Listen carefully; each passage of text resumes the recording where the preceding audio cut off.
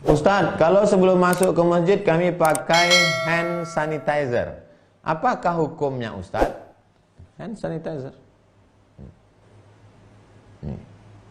Oh, Ustadz punya juga ya? Ini dikasih orang gratis. Nih, ada infak subuh di rumah. Setiap ada duit masukkan untuk membeli ini. Setelah dipakai, masuk. Apa hukumnya Pak Ustadz setelah pakai hand sanitizer? Karena ada alkoholnya. Ada alkohol. Bagaimana cara membedakan ada alkohol ada tidak? Dingin. Oh, air kamar mandi pun dingin juga. Setelah gini kan. Kalau rasa perih, itu ada alkohol. Apa hukum alkohol itu? Dua mazhab ulama. Yang pertama mengatakan alkohol itu najis.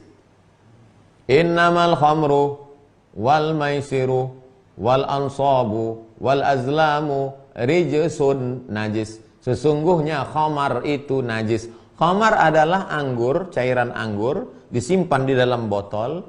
Setelah melalui proses fermentasi muncul satu zat namanya alkohol. Najis katanya. Kalau najis berarti haram. Berarti najis, haram. Itulah dalil kelompok satu yang mengatakan haram. Tapi kata Syekh Atiyah Sokor, Mufti Azhar, saya pakai pendapat ini, mengatakan alkohol tidak najis. Itu tadi ayatnya jelas-jelas najis. Maksudnya adalah perbuatan meminum khamar itu najis. Bukan najis aini, bukan bendanya najis, tapi najis maknawi, perbuatannya. Sama seperti seorang mengatakan, kau main judi tadi ya? Iya, najis main judi.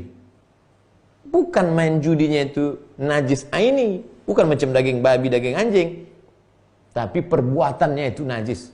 Dia mengatakan kotor perbuatan ini. Mana dalilnya mengatakan bahwa khamar itu tidak najis? Ketika turun ayat pengharaman khamar, rijsun min amali syaitan fajtanibu, sahabat ramai-ramai pulang ke rumah, mereka ambil gentong-gentong tempat khamar, mereka tumpahkan ke jalan-jalan kota Madinah, dan mereka banyak yang menginjak-injaknya. Lalu kemudian setelah kering masuk ke masjid, Nabi tidak melarang. Tak ada Nabi mengatakan itu tadi yang kalian injak najis. Tidak. Itu menunjukkan bahwa dia bukan najis aini, tapi maknawi. Saya lebih condong kepada pendapat itu. Poison, racun dia, bukan najis.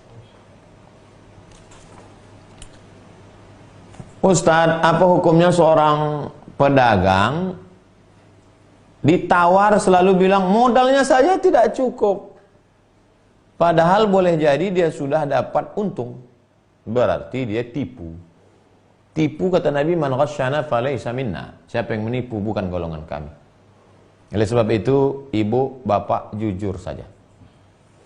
Dulu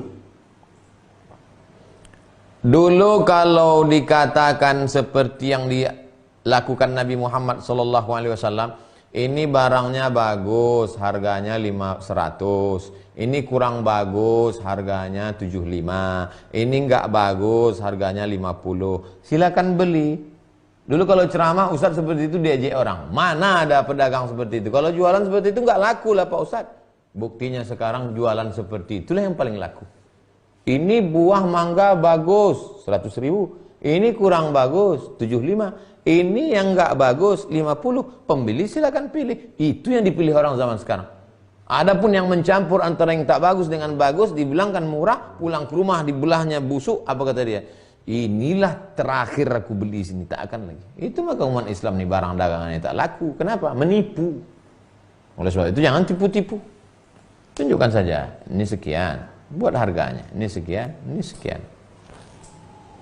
Man ghasyana falaysa minna. Siapa yang menipu bukan golongan Nabi Muhammad, bukan umat Muhammad sallallahu alaihi wasallam. Dari Pak Rafa, Ustadz kalau di bulan Sya'ban saya mulai baca Quran dari juz pertama. Pas mau Ramadan baru dapat 2 juz. Ini namanya gaya slow. Apakah saya mulai dari juz pertama lagi ketika awal Ramadan atau lanjutkan? Lanjutkan saja Pak. Karena membaca Quran itu tidak mesti tengok bulan, Bapak lanjutkan saja. khatam. Jadi baca Quran itu yang dikejar adalah khatamnya. Imam Malik bin Anas kalau sudah masuk bulan suci Ramadan, ditutupnya kitab hadis, mereka fokus pada baca Quran. Baca Quran di bulan suci Ramadan mengejar khatam. Makanya ulama itu, karena Muhammad bin Idris Asy-Syafi'i yukhtimul Qur'ana fi Ramadan sittina khatamah. Imam Syafi'i 60 kali khatam. Jadi bulan suci Ramadan orang ngejar banyak-banyak khatam. Saya Pak Ustadz baca Quran itu harus saya baca tafsirnya, itu di luar Ramadan. Kalau di dalam Ramadan mengejar banyak khatam, tapi tetap jaga tajwidnya. Terakhir Ibu Dini, Ustadz saya tinggal di Lampung, ayah saya tinggal di Banten.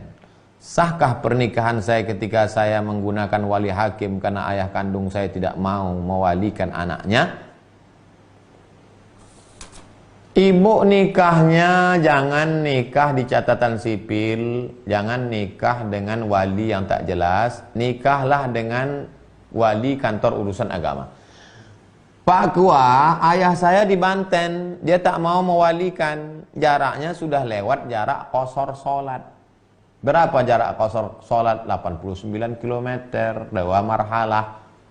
Maka oleh sebab itu ada kebijaksanaan. Dan sekarang saya kasih tahu kepada anak-anak gadis yang wali bapaknya tidak mau mewalikan, ada kabar gembira untuk kalian.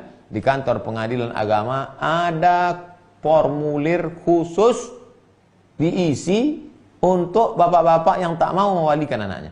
Kalau si bapak tidak mewalikan anaknya itu karena sebab agama, maka bisa dialihkan ke wali hakim. Tapi kalau karena sebabnya betul, tak bisa dialihkan. Kenapa bapakmu tak mau? Karena suami saya pemabuk. Itu tak bisa. Karena bapaknya baik. Tapi kalau kenapa bapakmu tidak setuju? Karena suami saya miskin, susah. Nah, itu termasuk penyebab yang menyebabkan bisa beralih perwalian ke wali hakim. Hakim yang menentukan. Fasultanu waliyun man la waliyalaha. Wali hakim menjadi wali bagi perempuan yang tak punya wali. Wallahu a'lam bissawab. Itulah kajian kita malam ini, mudah-mudahan bermanfaat. Terima kasih segala perhatian. Mohon maaf segala kesilapan dan kekhilafan. Allahumma 'allimna ma yanfa'una wanfa'na bima 'allamtana. Ajarkan pada kami yang kami tak tahu, yang sudah kami tahu ni buat bermanfaat untuk kami ya Allah. Allahumma dafa'na al-ghala wal waba wal fahsya wal riba wal zina wal munkar.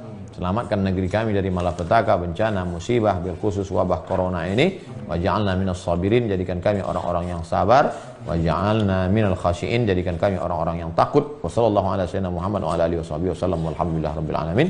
Besok kita ketemu lagi dalam pembahasan khusyuk dan tawadhu. Terima kasih. Wassalamualaikum warahmatullahi wabarakatuh.